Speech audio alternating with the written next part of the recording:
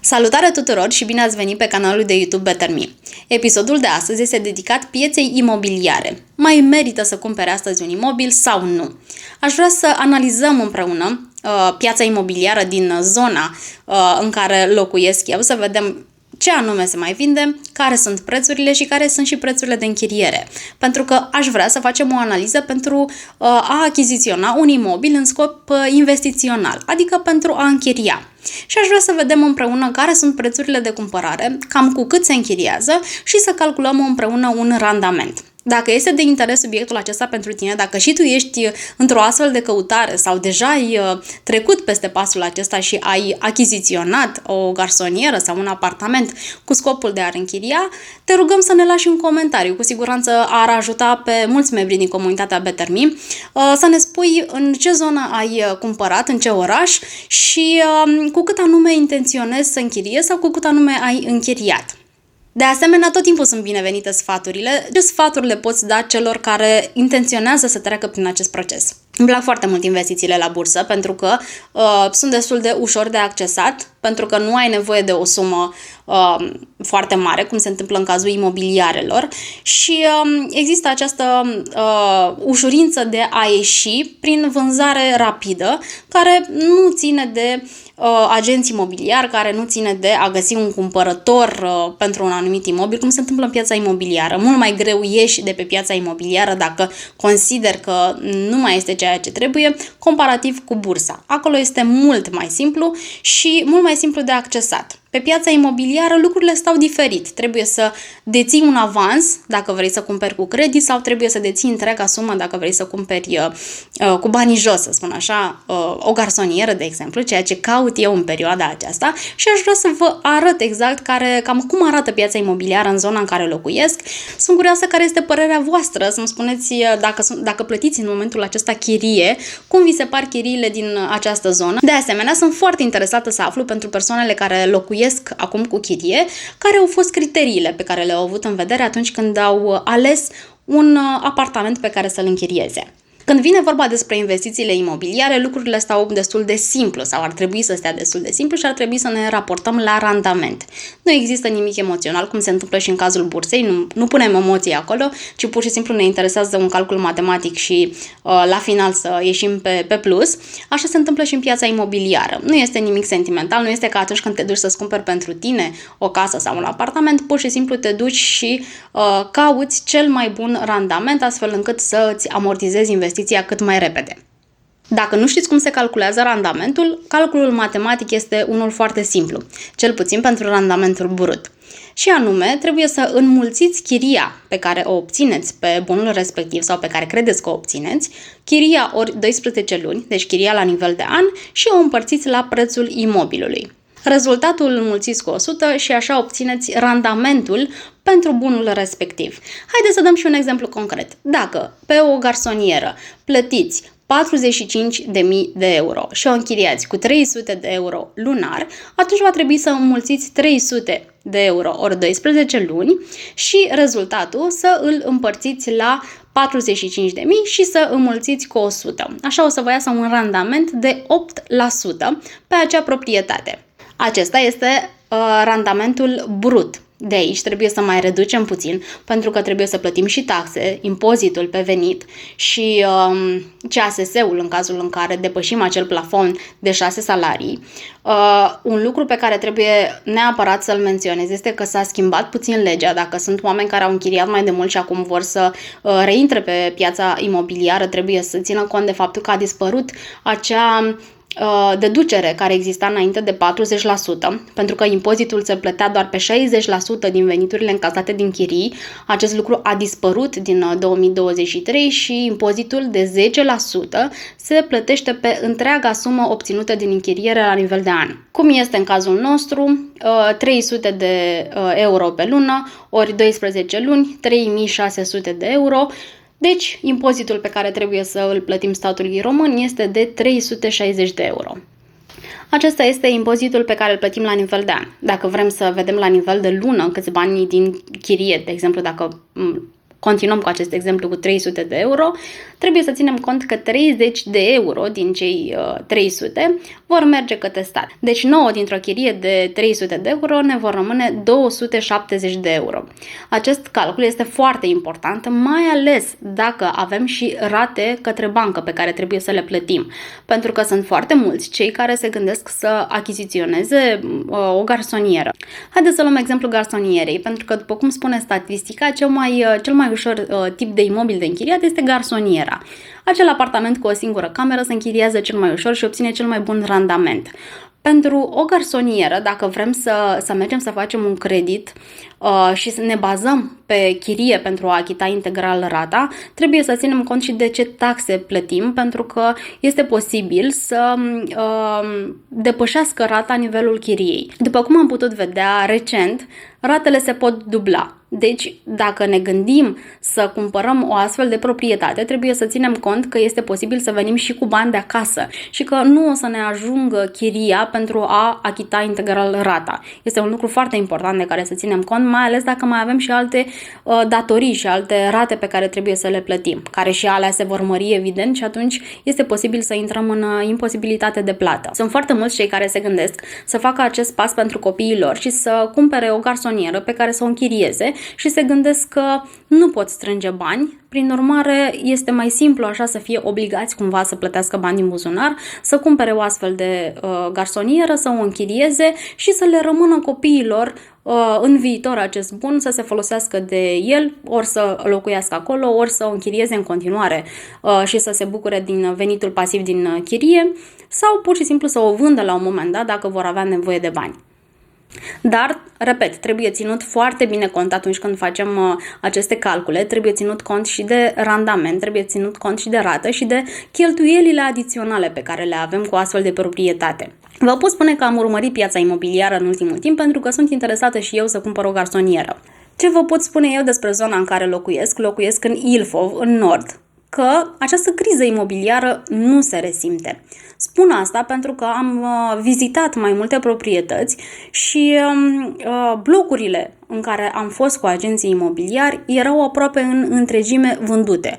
Mai rămâneau doar apartamente la ultimul etaj sau în locuri unde oamenii nu au intenționat neapărat să cumpere, nu era în avantajul lor și au rămas acele apartamente de vânzare. Dar în rest, aproape în întregime, blocurile sunt vândute. La fel și cu casele. Sunt foarte multe case care s-au vândut, care erau în construcție și s-au vândut. Este aici o zonă în plină dezvoltare și se construiește foarte mult, dar se și vinde foarte mult, ceea ce mă face să cred că această criză imobiliară încă nu a apărut.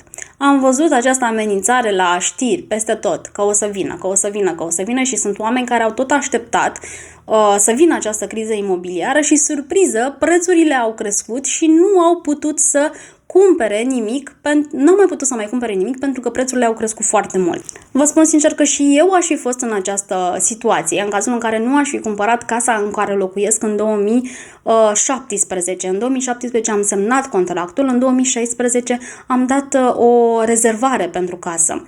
Atunci erau niște prețuri, astăzi sunt prețurile de 3 ori mai mari. Atât de mult a crescut prețul în zonă și vă spun sincer că la prețul ăla nu aș putea să mai cumpăr astăzi casa și nici nu cred că aș vrea să mă încadrez la un credit atât de mare, care presupune mai departe o rată foarte mare, ceea ce înseamnă un stres, de ce să nu recunoaștem, mai ales când este vorba despre casa în care locuim. De aceea îmi place partea aceasta de investiții, pentru că nu conține această parte emoțională. La casa în care stai există niște sentimente care te leagă. Nu poți să spui mâine o vând, cum este cazul meu. Dacă mâine aș vinde, aș face 3x.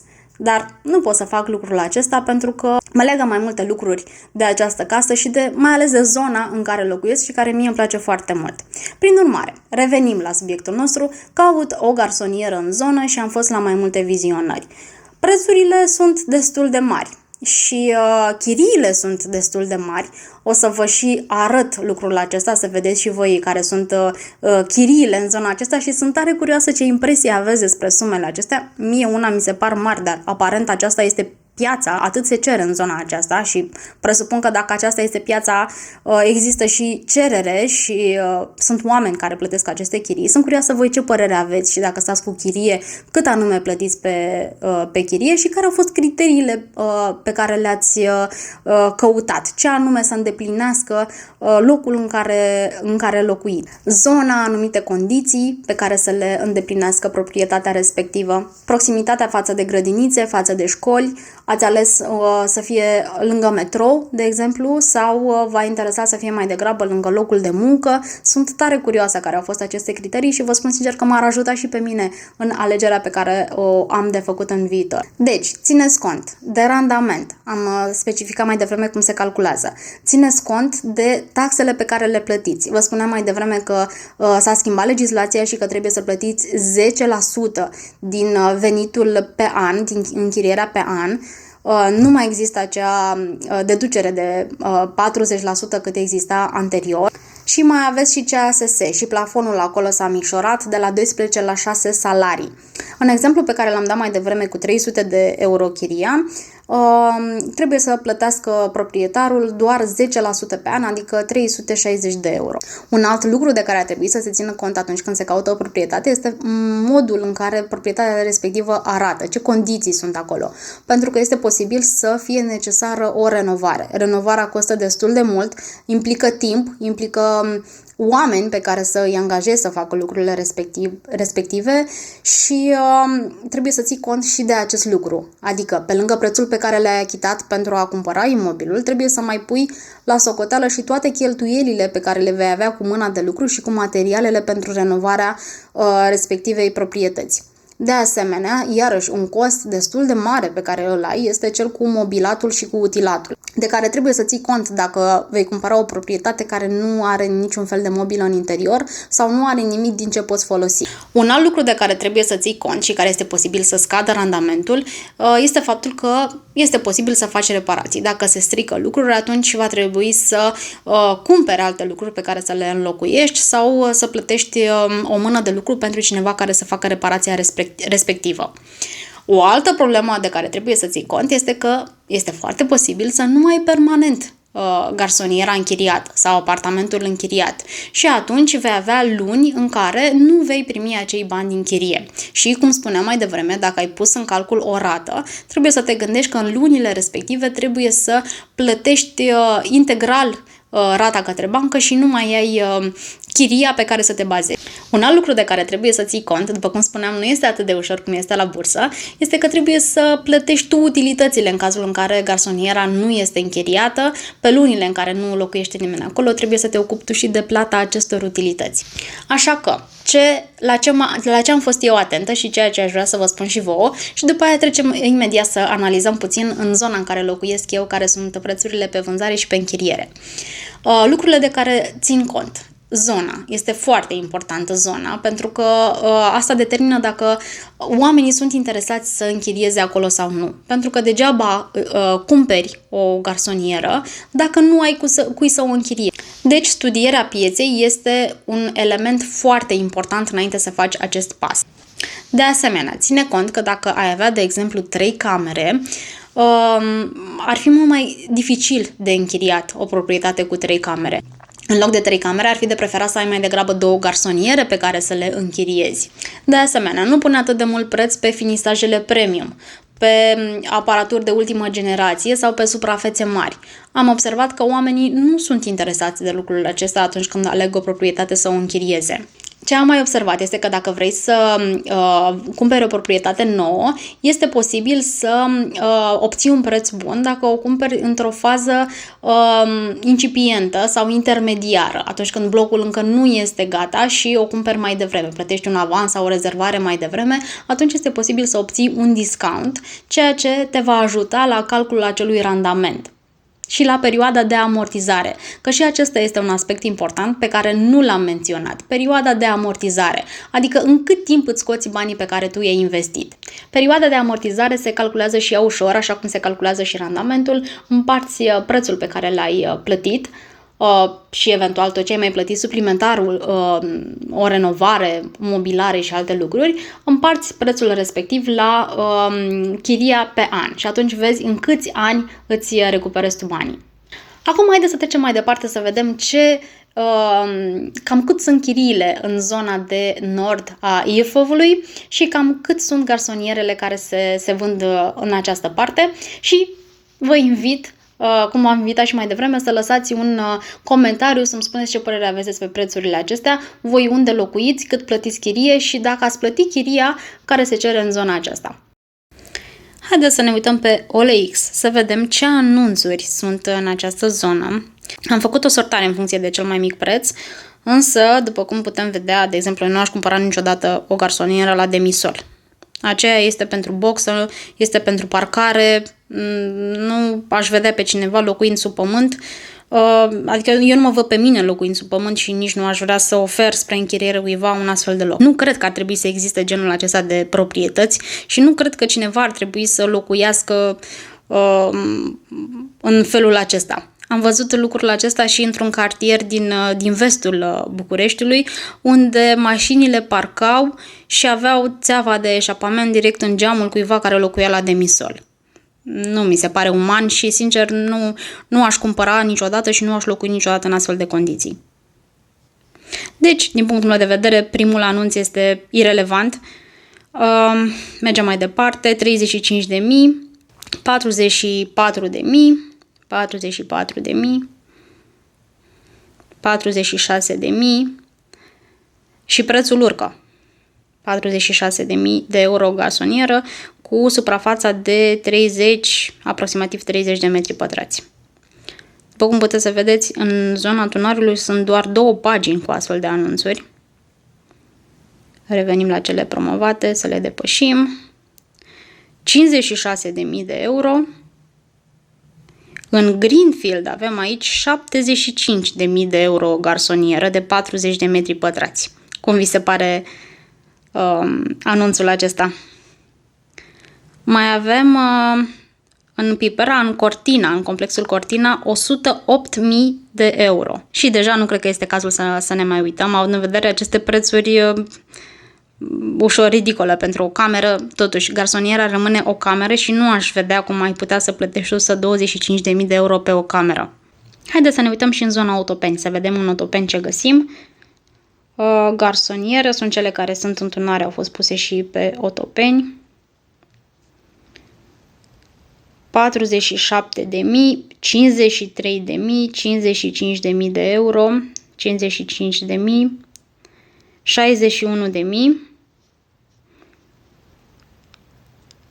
Aceasta este și mobilată și utilată la 61.000 de euro.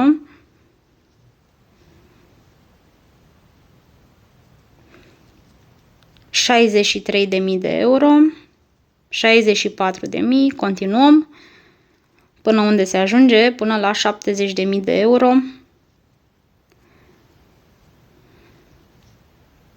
Și apoi sunt prețurile astea. Deci undeva până la 70.000 de euro în Otopeni o garsonieră. Nu aș cataloga un preț mic sau mare, mai degrabă, din punctul meu de vedere al investitorului, este important randamentul. Adică cât la sută aș obține eu profit în cazul în care aș închiria garsoniera respectivă.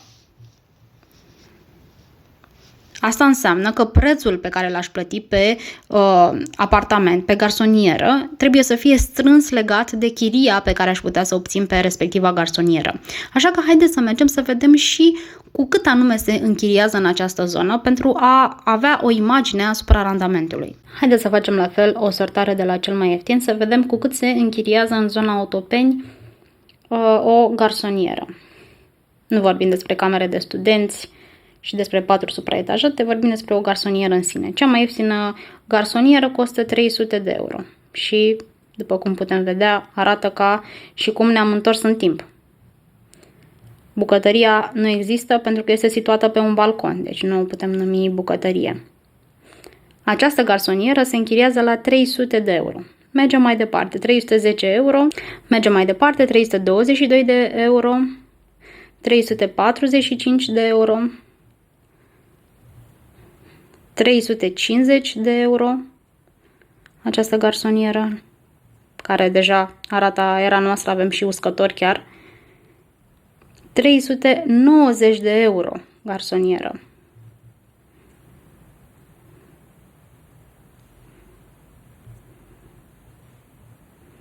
€400 de euro, o garsonieră de 45 de metri pătrați. 400 de euro și avem și pagina 2 de anunțuri. 400 de euro. 690 de euro. Are 54 de metri pătrați și apare că este în București, sectorul 1. Deci este prost încadrată, să spun așa, în zona pe care o caut. În Băneasa, 640 de euro. Sector, și aici tot așa, Băneasa, 690 de euro. Deja nu mai este zona pe care o analizăm noi. Deci putem vorbi despre chirii care se încadrează între 300 de euro și 400 de euro în această zonă, cu prețuri ale proprietăților, ale garsonierelor între 35.000, dar mai degrabă 45.000, aș putea spune un preț realist, până la 60.000 de euro. Sunt curioasă ce părere aveți despre prețurile acestea și de vânzare și de închiriere. Vă mulțumesc că m-ați urmărit până la final. Vă invit să vă abonați pe canalul de YouTube Better Me în cazul în care nu ați făcut-o încă și abia aștept să citesc comentariile voastre. Să-mi spuneți cum vi se par prețurile pe care vi le-am arătat mai devreme și la închiriere și la vânzare și să-mi spuneți voi ce opinie aveți. Vine sau nu vine criza imobiliară care se tot anunță de atâția ani, cum spuneam la începutul acestui video. Vă mulțumesc tare mult și vă doresc o zi bună și aveți grijă de banii voștri. Numai bine!